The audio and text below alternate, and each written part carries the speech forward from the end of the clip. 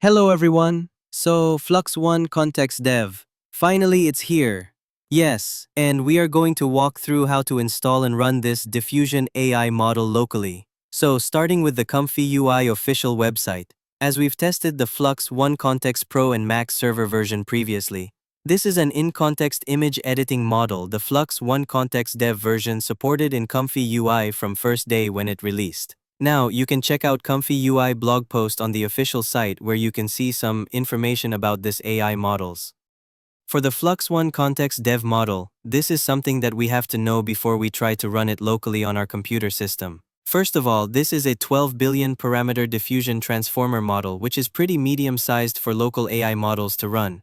Under the company Black Forest Labs, this is a non-commercial license model because as a dev model for development purposes. Some features of this AI model such as generate consistent characters and consistent styles. Even though, not only for human characters, also able to generate cartoon anime characters or animals. And local editing, which means that you can use just text prompts to instruct whatever items you want to edit on the image, and it will generate something following your prompts to do that. For style referencing, this is something interesting because when you have backgrounds, for example, backgrounds of scenes, and you want to apply that to your newly generated image backgrounds, this can transfer the styles from that background to your new image backgrounds. Something like this scenario will be applying with the style referencing. Now, how do we get started using the Flux Kontext Dev? First of all, you have to update the ComfyUI where you're going to use whatever method you installed previously. Like my examples, I'm using the Conda environment and manually installing that.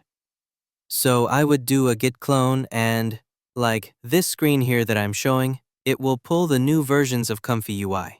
Then, after the backend updates, you have to update the front end of the ComfyUI web UI as well.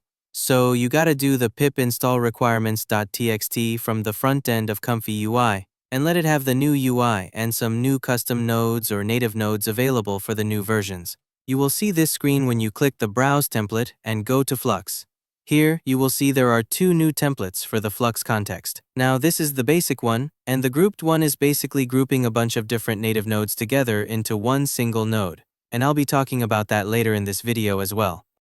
So, moving on to the restyle and some features that are also available in the context model, which you can use an input image and then transform it into different drawing styles, graphic styles, as well as 3D styles for the text in the image.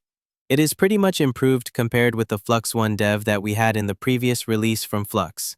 Also, all these other examples such as object removal, style referencing, and, changing different views of an object, you can also do that in this AI model. So how do you run this AI model locally? First of all, you obviously need to download those files. There are three main files that you need to download. In the Flux.1 Kontext Dev documentation page on the ComfyUI official website, it shows the different versions of this context model. Scroll down to here. As you can see the diffusion model, you will be seeing a list of files and which locations you are going to put those files into. So basically, we have the Flux.1 DGV context model that is a safe tensor file. Now by default in ComfyUI, it has the FP8 scaled repackaged versions for the Flux.1 Kontext Dev model because I think they have concerns about making it available for easier usage on consumer PCs. So they've scaled down to FP8 for this model. And then there's a VAE of the Flux model as well. This safe tensor file is the same as the Flux.1 that we used for their previous image models, and the text encoder is also the same one that we are using, clip-L, and then the T5XL. There are two versions, FP16 and FP8 as well, so it depends on your hardware configurations. If you have higher configurations, then you can go for FP16. Otherwise, for general usage, FP8 is suitable for most consumer PCs. Now you're going to put them the same way as other diffusion models. You will be putting them in the ComfyUI models subfolder, and within that subfolder, there is a diffusion models subfolder where you can allocate the Flux.1 dev context safe tensor models and the VAE. Then of course you will be putting into the VAE subfolder and the text encoder for the two files, clip-L and T5XXL, located in the text encoder subfolder. And then, another good news for low VRAM computer users. You guys can use the quantized model that is published from Kontext, where it has the Flux.1 Kontext Dev GGUF models format for this one. Currently, they have various quantized sizes from Q2 to Q8, and you can choose either any one of those downloads to run with GGUF models. And you of course need to use the ComfyUI GGUF custom nodes created by City96. Then, you need this custom node in order to run the GGUF quantized model. One more thing you have to be concerned about and remind yourself is that the GGUF models are going to be saved in the models subfolder. Underneath there's a unnet models to store the GGUF files. So let's bring up my File Explorer and have examples to show you. So here, as you can see, my File Explorer, and this is in the main ComfyUI folder, and then you will be going to the models folder here, and within the models folder, if you're using the save tensor files, then you're going to the diffusion models subfolder. Click into here, and I have better management here. I created one more subfolder to store the Flux Kontext Dev folder, and within that, I saved the Flux.1 Kontext Dev save tensor files here. This is the 23 GB file which I downloaded the AI model from the Black Forest Labs Hugging Face repo here, and then go back to the VAE, and you are going to see this subfolder in the models folder here. So again, go to the models folder, you will see this VAE, and come here, you will have the AE save tensor files. Because I have the shortened name of this is from the first version released from back then when they launched the Flux.1, so it is what it is. It happened changed the file extensions back then, so you can use these short terms, or you can use the full name save tensor file extensions. Either one works, that is the way it is. And then go to the text encoder, which you will see this folder here under the model subfolder, and click into here. You'll be saving the text encoder, and in this folder, I am having the T5, XXL, FP16, and FP8 as well. Also the clip L right here. And there's another alternative way you can store this text encoder files, which you can put that in the clip folder. In the clip folder, you can also put those text encoder files like the clip G that I'm using here, and also the clip vit large, something like that. You can also put in the clip folder. So that is basically all those files that you are going to save located in your ComfyUI model subfolder. And for the GGUF, you are going to save in the unnet folder. So right here, underneath, you will see this unnet files, this unnet folder, and you are going to save that one of the files in here. As you can see, I have some other AI models GGUF located here before. That is how you will save the locations for your GGUF files. Let's start the ComfyUI and check out how to run this AI model for image editing. And you can go to the Workflow tab on the top menu. Go to the Browse Template. And through the Browse Template, you will navigate to the Flux submenu here and right here. As you can see, after the update, you will have the Flux Kontext Dev Basic and the Group Workflow template here. So, either one works. And opening up the basic one, for example, you will have a prompt pop up here showing you that you need these 3 files in order to run the Flux Kontext locally. So, you are going to download it here. It also works. But for the Flux Dev, because I have already downloaded the full model weight of the Flux file, so I don't need to download the Flux FP8. But you can still copy the link and check out the repo here that I just mentioned about downloading this file. So, back to the ComfyUI. As you can see, this workflow is pretty tidy. It's not messy spaghetti anymore. And then you look at here, the load image from output. This is what I was talking about using the output folder as a list of images, showing for loading up your workflow either way works. And you can also use the old load image way to use the input image from your input folder, or trying something with the method like the load image from path file path as well. It just imports an image. So, next we are going to check out what is the structure from this basic workflow. Next thing is going to scroll up here, where we start from step 1. From step 1, we have the load model.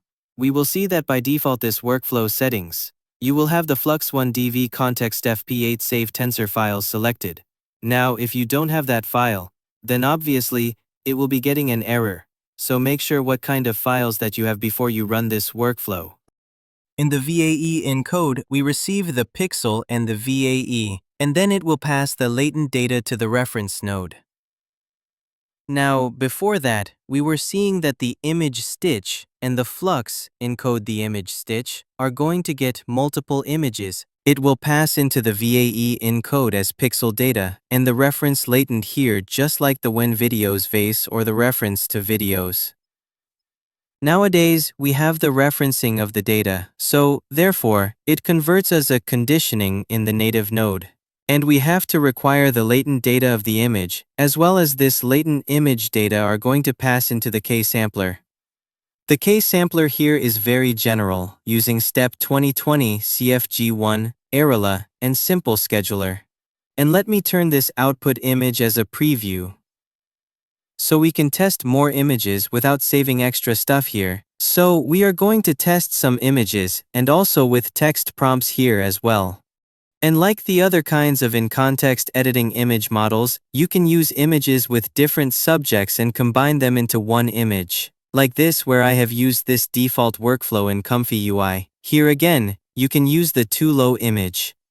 Then, we are going to see how we combine this. This is very easy simple text that I have two young women walking on the beach side by side. Basically, this is what I have come out with. Although it's not perfect for the first sampler here that I'm using only 20 steps, one sampling, and well, you can still see 3 legs here as well as not kind of perfect of this part. Other things for the human anatomy are pretty okay. Just like usually Flux does, you see that all the details of the character except these 3 legs. Other parts of the character are pretty able to replicate from what I have in the source image. And especially like this part, we have like a small pouch on the back here from this lady, and is able to replicate this on the back of the pants here. There's a pouch is able to do this, but using like Flux context.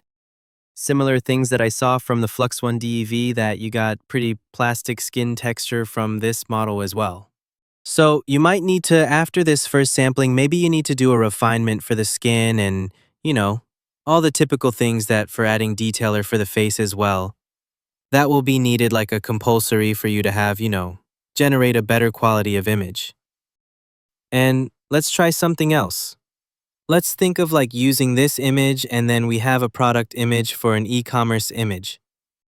And then the next examples for similar e-commerce stuff is that I'm doing this kind of image where I have the character and then the product where I have told the AI that the woman is holding a bottle of perfume and holding on hands. This sometimes as well, not able to create what exactly I want, but at least it is pretty close for the bottles.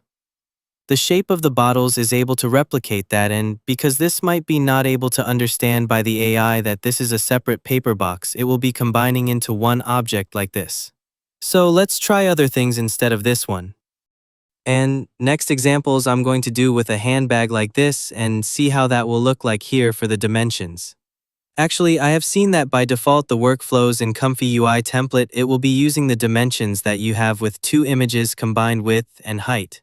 And it will generate the same width and height dimensions of that. So let's test again and see if this is something what it should be happening right here. So I think obviously the Flux context this model is pretty optimized for the Blackwell architecture GPU, because as you can see like each generation here is pretty consistent about the same time. All is, within the 16 seconds, 17 seconds, pretty consistent. And you will see that it's able to run pretty fast in Blackwell architecture. Okay, so we have the generate result here, and it looks close to what we have for the handbag. The letter texture is able to replicate from here from the source image as well as the character, obviously very lookalike of the reference character, and there's always, this sweater style is always replicating. I see a few times with this character already.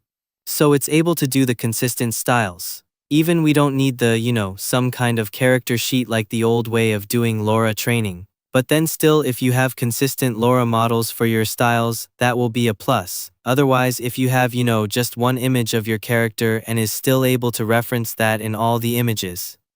And think about like, you are using this image for your AI video scenes, and by using the in-context model like Flux Context is very shorten the time of making your character. Because once you have the character styles outfit of that image, you can reuse that image just like this. And then another typical way of, using Flux Context or any kinds of image editing in Kontext AI model, basically, most of the time, is rely on the text prompts how you want the AI is going to generate with your reference image. And therefore, as you can see right here, if I change the backgrounds, not in the living room, say we are going to put the character and the handbag on the street like this, and on the street with a busy traffic set, and see what we were getting.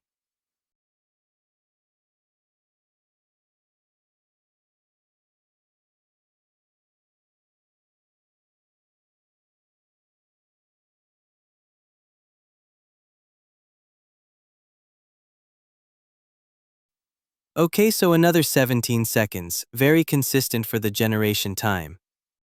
Although the hand looks a little bit like a miniature, not really match with the ratio of the person, but we might still creating with other seed numbers. Try to random generate with other seed numbers. Can be fix this, and you can see that the purpose of this generation here because we changed the background and we are able to create such things. And the handbag again can be remaining the same. This time I see that this model is doing better for the proportions or the ratio of an item. For example, in other AI image editing models that I tried before, that I don't really want to create videos talk about those. Because when I test this like this example is the handbag, it will be doing the same size from the reference image. Whereas the Flux context is able to understand that this handbag should be about the same aspect ratios with the character's hands, and then it just fit on this image with a reasonable size. Like, in ByteDance that image editing models, I have tested the same scenario with this where I will have exactly the same size of this handbag putting on top of the generate image result. Which is not really makes sense if you take a look at those images. So, let's try to generate again and try to get a better hand on this part.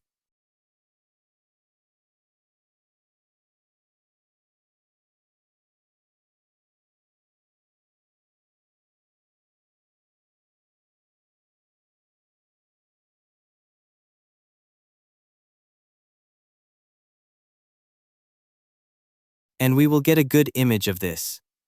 And this one looks better after trying again with other seed numbers we can do. More like a model style of pose of the character to holding up this handbag like a demo of this for the e-commerce site. Of course, you will want to even doing better with, holding on the handle that would be more natural for the product image, and well it is what it is able to handle right now. And this is pretty nice for a local runnable model. Even I asked other user that is having the NVIDIA 5090 still about generating 21 or 20 seconds something like that with that time frame. So, I believe these AI models do optimize for the Blackwell architecture this time, and we will be exploring more ways of using the Flux context with AI locally and incorporating with other AI models such as WAN 2.1, doing different kinds of referencing image in context editing and then pass to video generation as well. So, let's try this. This is a pretty easy to handle workflow, and by default once again you can go to the ComfyUI and click Browse Template through the latest update of ComfyUI, I should say, and update the front end of ComfyUI and you will show and you will have this Flux context, basic and grouped workflow template to play around with. Now, the group template obviously is more compact, and why I'm saying more compact is that because like these two notes here, this is not a custom node. This is actually a grouped note. So, when you bring it here and let's say right-click and you will see Convert to Note. And it is actually a grouped note from a bunch of native notes in here. And then let's bring it back to the group note and you will see that, let's say we are editing image with this group note, so we are going to call this edit image, then you will have your group note in here. So this is what the only difference between the group note template and the normal basic workflow template for Flux context. So, try this out, and I will see you guys on the next videos and have a nice day. See ya!